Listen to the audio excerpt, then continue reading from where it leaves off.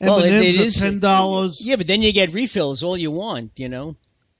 Yeah. I don't. Oh Can't man, can't not us. We can't got you one refill, one pop refill. can't you get Jesus to Other float you people here. alone? What's that? Can't you get Jesus to float you alone? You need one to go to movies these days. No, but you're right about that. I mean, when you figure out, like, you have 4 children, okay? If you and your wife wanted an evening out, babysitters are at least $15 an hour, at least. So you're going to be, Sure. if I have not no more, idea. I don't know. I mean, I remember the days when they were just a few bucks, but I mean, I'm sure they're about $15 sure. an hour.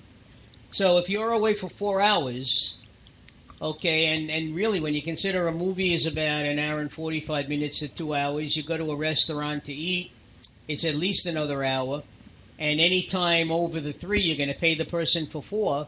So that's $60 right there. Tickets at night are about $18 a pop. So there's another $36, $40. So there's $100 right there. You go out to eat, and unless you're going someplace like McDonald's, Burger King, or White Castle, it's going to cost you every bit of $50 to $60.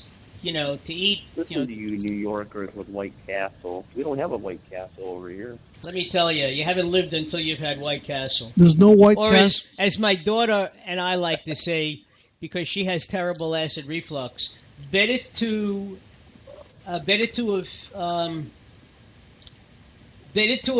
lived and had heartburn than never to have lived at all. Okay? Because, but I mean, in general, but you're right. I mean, there you go. You're looking at a $150 bill, easily. Well, now they call the White Castle the belly bombers. Well, yeah, they always did. The whole thing with White Castle was because they were like the first original sliders. Okay, if you go into a restaurant and you want to order an appetizer and you get sliders, that's about the size of a White Castle burger. And they used to be a nickel. And people used to go in and order a dozen and eat a dozen of them just to, have a chocolate thick shake or a vanilla thick shake. And it would just stick to you while you swallowed it and everything. Look, it did take... Look. That was great. I lived in Brooklyn. I could eat anything. Yeah, Have you ever tasted a White Castle? He said they don't have it up there. That's not what I asked. Are they the same as the frozen White Castles? Yes, they're same thing. supposed to be. They're like little cheeseburgers. Right. With Yeah. little onions Right. on it. But something? Yeah, they still don't come out as good. I don't know. as- I've never tasted Like a the frozen. bottom line is that's exactly what they are. So That's the I same know- company.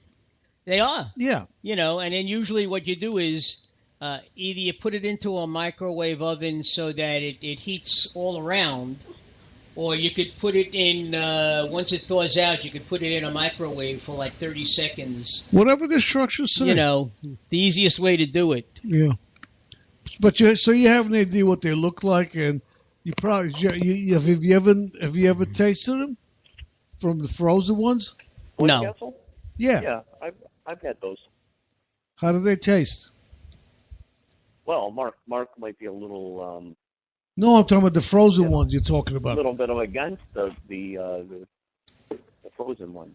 No, how do they taste? No, What do you the think? bottom line is, I would like to try a regular one. Like I would like to go to a White Castle restaurant and have one. we can mail them one.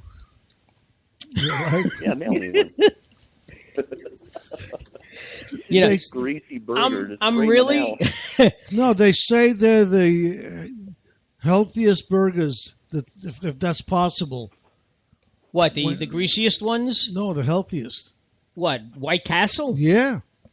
I don't know about that. I don't know about that, but There's nothing look, to them. I just like There's them. nothing to them. Well, yeah, that much is true. And they don't fry them. Do you know how they cook them? The meat? They steam the They meat. steam it, yeah. And all the fat drips out. Yeah. That's what they say. They're probably the least fatty because Yeah. they steam them. They They don't fry them. really are good. You know, but you get yourself. I mean, I like the frozen ones. The So frozen you know what doesn't. you do? For the family, you get yourself a sack of 20. You get yourself some Ore-Ida French fries or home fries or whatever it is, and you put them in the oven and let them get nice and crisp, and you pig out. That's it. You spread a blanket on the floor of your living room or family room or den, whatever you have, and you show the kids this is movie night, and the movie for tonight is whatever it's going to be. You know. Yeah, they used to be with White Castle. It used to be more busier at night than during the day. Well, it's always that case. That place was open 24/7. Yeah, but you know when it was always the busiest? Like at 2, 3, 4 in the morning. Yeah, when all the people who were drinking go there afterwards. Nobody, no place is open. Even some diners stopped being open 24/7. So, these places were open, and if you were hungry, which is really what kills downstate New Yorkers like us. When you travel outside of the city proper, you travel outside of the 5 boroughs and Nassau, Suffolk County, Westchester County, as you get upstate to where you are, things close down by 8, 9 o'clock. That's it. There's no such thing as finding any place open to eat after like 9 o'clock. Oh, yeah. Everybody closes here in Rochester about, we're in the city, so, you'll find places. There's a beautiful Mexican restaurant open till 1, 2 in the morning. Oh, well, that's good. There are places that, some places, most places close by 10, 11 o'clock at night. Yeah, I was thinking of, where they have, where the hotels used to be, what is it, up in Liberty? Or wherever it is, exit 16 on the thruway, which is really nothing. Which is really nothing for you. But I mean, or when you went to like the camps were always in the woods, But outside the camp, those little camp towns, and even the college towns, you have your state colleges and everything. The town closes down real early. The funniest one though is a town called La Chadre. It's by Liberty. Loch Sheldrake. Yeah. That's what it is. At 10 o'clock at night on Saturday, the town opens up. All the restaurants open because it's mostly Hasidic Jews. So they, all day long, they fast. Not they fast, but, they don't do anything. And then starting 9 and 9:30, these restaurants open up. And the streets just line up with people. There's traffic. You get stuck in traffic. It's really, you go to a restaurant, there's a 2-hour wait to get something to eat. It's crazy. But anyway, I'm sure that's not why you called. Well, wait a second. I have to tell you that Elisa did say that Jews bury side by side. But St. John's Cemetery is the way you described it.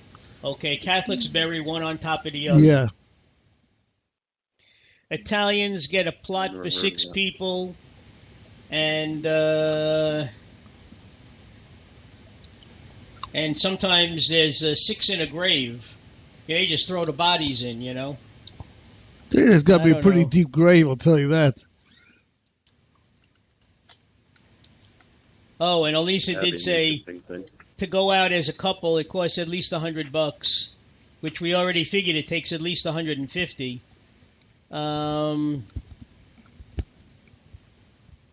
She said, I mean, this could be taken so many different ways. They were better the next day, she said, for breakfast, like a slice of pizza. Now, obviously, she's talking about White Castle, all right? But we've been talking about so many different things. She could be talking about she's talking about White dead Castle. People, She's talking about White Castle. They taste better the day after, No, I know she's talking about White Castle. I just wanted to throw a little humor in there. You want to throw a little humor in? They found the dog. 12 days. I told you that. It was right here. Did you hear about that shed? Yeah, I asked him was his owner next to him. Dead, Was he by Well, himself? he didn't. Well, first of all, he had no way to get out. But I mean, the dog. You would never know that the dog spent 9 days underground. Okay. I mean, he came out. He was fine. They kept giving him bottled water and everything. But his tail was wagging, and he was so happy. Of course, he was smuttering under his breath. If I was a cat, I'd have 9 lives. Instead, I'm a dog, and I'm stuck with one. Yeah, but So, he used it well. yeah. I'm sure he will be adopted and gobbled up 1, 2, 3. Either that, or he's a they'll miracle. find, He's a miracle dog. or maybe he's got owners that'll find him. You never know. You never know. You never know. So what's on the agenda today, Chad? Well, where did we leave off? I don't recall. Well, we were talking a little bit about eschatology, but I do like eschatology. I think I want to wait, though, for my uncle because he could explain it way better than me. It's a very deep topic to try to fit in half an hour. Okay. So what I thought we'd do is I want to talk about Psalm 22. So if anybody has their Bibles out there, go ahead and get to Psalm 22, and I want to show you something fascinating about this. Well, we could bring it up on the computer. Just give us a minute to bring it up on the computer. This is Old Testament. This is supposedly your David, all you Jewish people out there. This is supposedly a man inspired by God. But if he wasn't inspired by God, nothing in here we should listen to. But it just so happens, in Psalm 22, David writes the most remarkable of Psalms, and it is a prophecy by the words of God himself. I want you all to get that, because one thing that I keep reminding you about is the Holy Scriptures from Genesis to Revelation is inspired, which means it's supernatural. And if it's supernatural, then it can't be explained by science, it can't be explained by man, and it can't be rushed to interpret it on our own opinion. It can only come from God himself, and the correct interpretation is of itself, not of man. That's why we have so many religions, because man has attempted to explain God through their own opinions, and it's not through their opinions that we can explain this. And here's an example for that. In Psalm 22, a cry of anguish and a song of praise, it was written by David. And here's the very first line. This is going to knock your socks off. He said, my God, why have you forsaken me? Where have I heard those words Stop before? right there. Where have I heard those words Where before? have you heard that before? Well, Mark, you know where you've heard those before. Oh, sure. Jesus on the cross. That's right. It gets better. Far from my deliverance are the words of my groaning. Oh, my God, I cry day by day, but you do not answer.